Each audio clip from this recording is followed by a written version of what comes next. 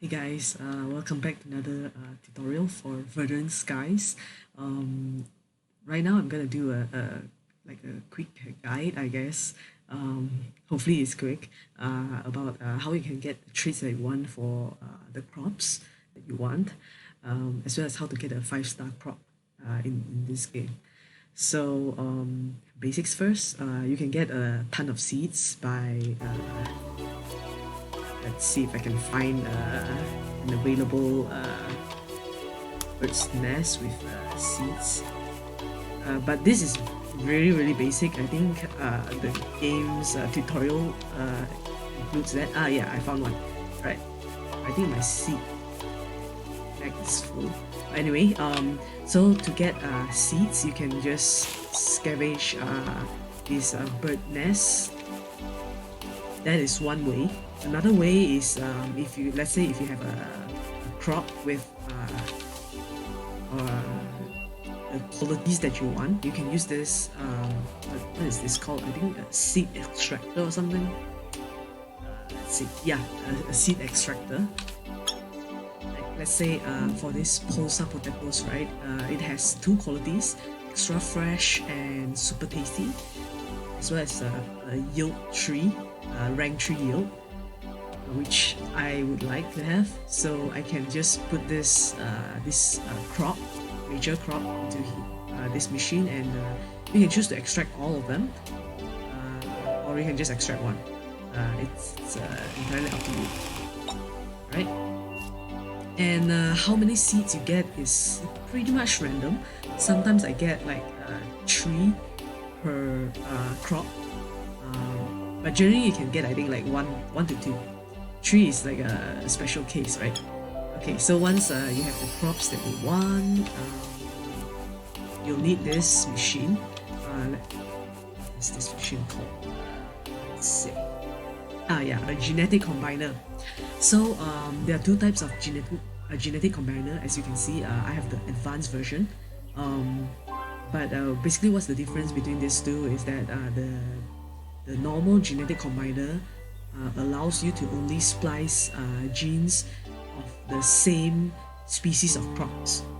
So you can't just like mix and match crops. So let's say if you get a genome from this pearl root and a genome from this pulsar potatoes, you cannot mix them together, right? With the normal splicer combiner. But with the advanced version, you can do that. So it's really straightforward. Alright, so to splice a genome, oh yeah, I still have space. Nice. Alright. Okay, so let's see. Right now I need a good pearl root, because the current one that I'm using right now is this version, the bigger product and very juicy quality of pearl root. But as you can see here, right, there are a ton of traits you can splice into the genome of the crop that you want. So in order to get a 5-star crop, right, which I managed to get, but I think I planted it, so it's not here anymore. Yeah.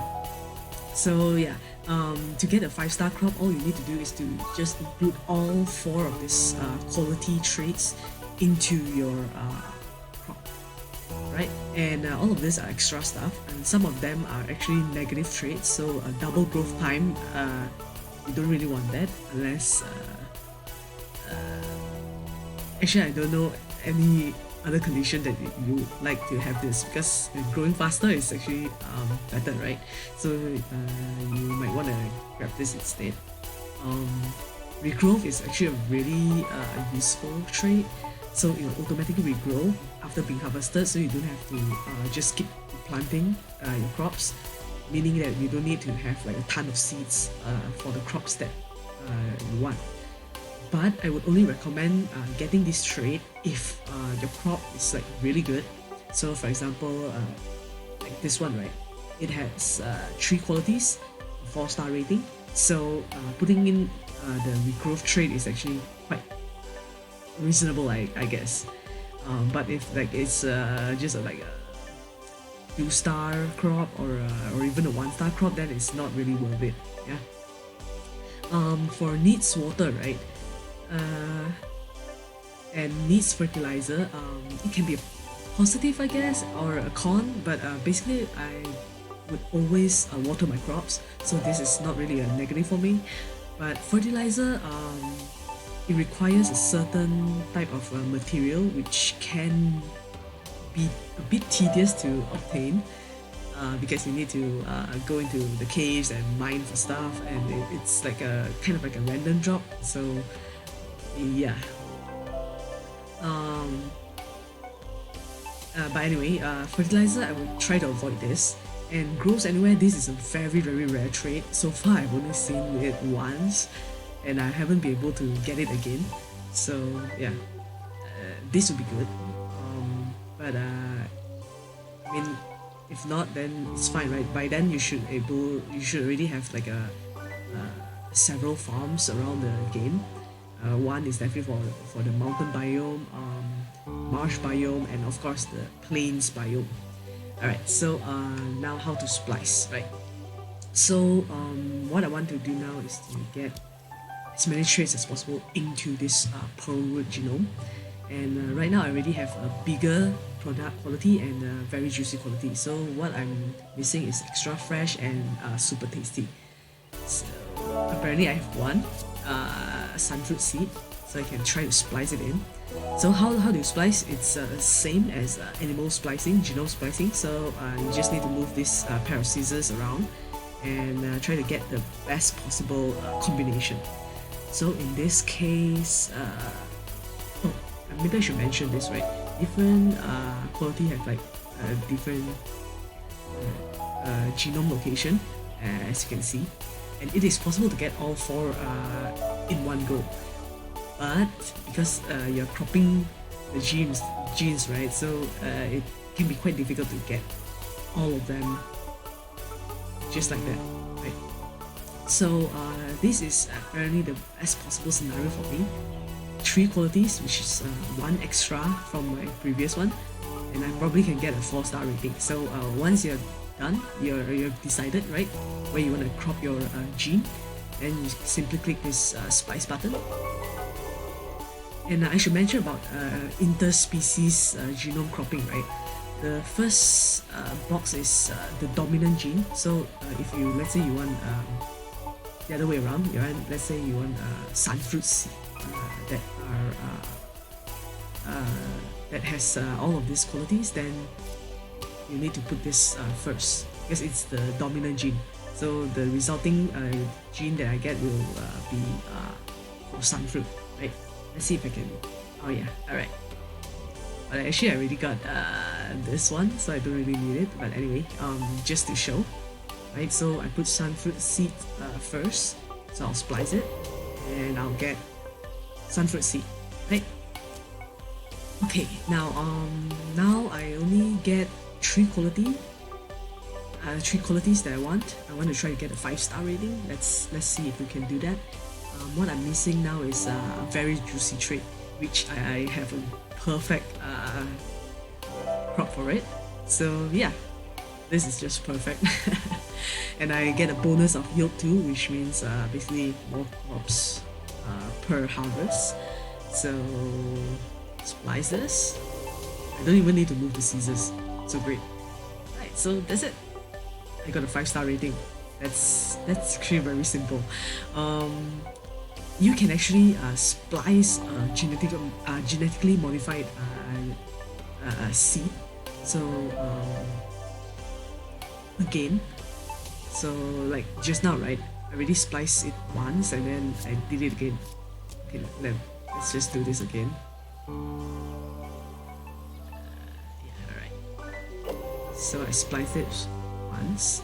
So you can see the stamp, right? Genetically modified. And then I splice this with this one again. Oops, where is it? Alright. So now I have 2 of the same crops, so I can plant it. And let's see, I think I have a regrowth trait. Let's see if we can squeeze in the regrowth trait. It's very difficult, I would say, because it's kind of like a give and take, right? If you have a special trait that you get, then yeah, in order to get the regrowth trait, I need to like lose 3 quality value traits. So no, I'm not gonna do that. Alright, so yeah, 5-star trait, 5-star crop. So that's basically it. You can do that for all the crops. It's of course best to have crops that have like 2 or more traits, right? Whether it's quality or not traits, but 2 or more, basically. Because if it's only 1 trait, right, it's very difficult to put it in. Like let's say this is Tulsa potatoes, bigger product and super tasty, right? And this is extra fresh, so it can be a bit difficult to get all 3 of them in, as you can see here. And sometimes you get some unexpected result by cropping at a different location. So apparently if I crop it this way, then I'll get this needs fertilizer trait, which I absolutely don't want. I've noticed this only happens for crops that has only 1 trait, so that is why I recommend getting 2 or more. Yes, so if by getting 2 or more traits, you can have a higher chance of getting the stuff that you want, which in this case is 3 quality traits. But I think I already have pretty good Tulsa potato, right? Yeah, why not? Just splice it. Alright, so I got a 4-star Tulsa potato, and I can splice it again with something else to get what I need is very juicy, right? Oh yeah, but I already used up all of my very juicy. Alright, let's see if this can work. Pretty sure it won't work, but yeah. Then I get this unexpected trait, which I absolutely don't want. Even in late game, fertilizer can be quite a commodity, I guess. So yeah, this one is possible. Yeah, you can get all 4 qualities. And why? Because the gene that I'm cropping it with has 2 traits. This is actually a tip that I've discovered myself, so you can give it a shot. Getting regrowth in is a bit difficult because the regrowth gene is like 3 genes you require. You require 3 genes in order to get it into the genome. So it's quite difficult.